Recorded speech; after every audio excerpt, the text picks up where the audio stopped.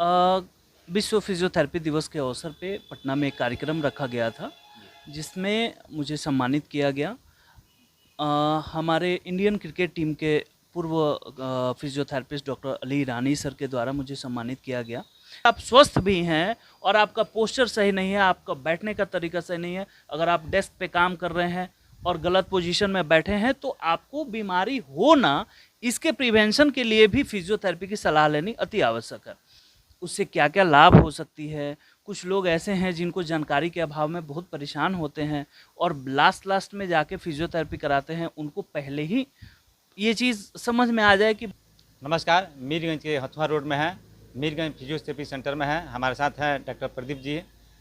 कल इनको पटना के शहरी ज़मीन पर सम्मानित किया गया है। किस प्रकार सम्मान था, सर से जानने का प्रयास करेंगे। सबसे पहले आपका स्वागत है हमारे चैनल में। जी नमस्कार, धन्यवाद। सबसे पहले आपको बहुत-बहुत बधाई जी, इतनी बड़ी आपको अचीवमेंट मिला है, उपलब्धि मिली है आपको, देखिए हम सम्मान लोग मिला है। जी जी, विश्व फिजियोथेरेपी दिवस के अवसर पे पटना में एक कार्यक्रम रखा गया था, जिसमें मुझे सम्मानित किया गया। हमारे इंडियन क्रिकेट टीम के पूर्व फिजियोथेरेपिस्ट डॉक्टर अली ईरानी सर के द्वारा मुझे सम्मानित किया गया, जहाँ पे नित्यानंद राय सर, जो कि अपने सेंट्रल मिनिस्टर हैं, और हमारे स्वास्थ्य मंत्री श्री मंगल पांडे भी मौजूद रहे थे। बहुत ही अच्छा कार्यक्रम रहा जिसमें मुझे सम्मानित किया गया, इसके लिए हम पूरे टीम को बहुत बहुत धन्यवाद देते हैं। देखिए ये सम्मान ऐसी चीज़ें हैं जो हम लोग को निरंतर आगे अच्छे कार्य के लिए प्रोत्साहित करती हैं, और इससे हम लोग को प्रेरणा मिलती है ताकि हम लोग समाज में कुछ बेहतर कर सकें और अच्छा कर सकें। तो इस तरह का कार्यक्रम बीच बीच में जब होते रहता है तो हम लोग को भी हौसला मिलती है ताकि हम लोग और बेहतर कर सकें।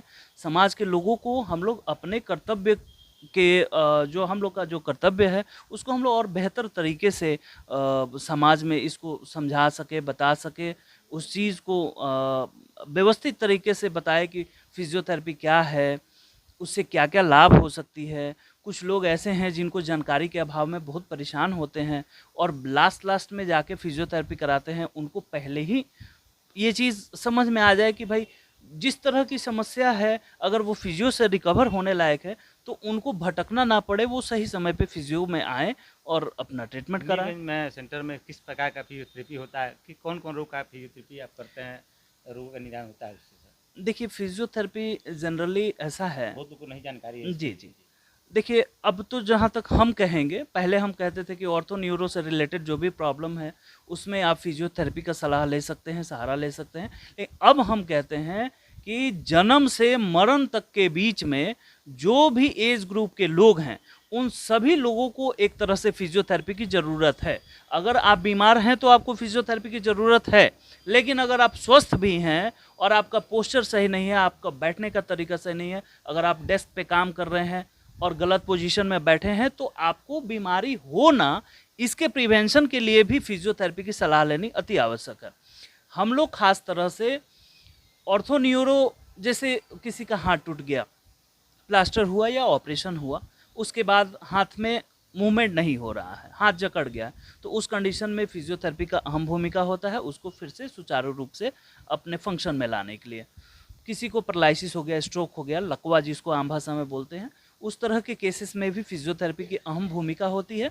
हम ये कभी नहीं कहते हैं कि मेडिसिन की ज़रूरत नहीं है, मेडिसिन की ज़रूरत भी है, उसकी एक अहम भूमिका है, लेकिन साथ-साथ अगर फिजियोथेरेपी भी हो तो वो बहुत जल्दी रिकवर होता है पेशेंट, और इसी के लिए हम लोग निरंतर प्रयास कर रहे हैं कि फिजियोथेरेपी जो है लोगों को समझ में आए कि क्या है, क्यों ज़रूरी है, और इसी के लिए हम लोग कार्य कर रहे हैं।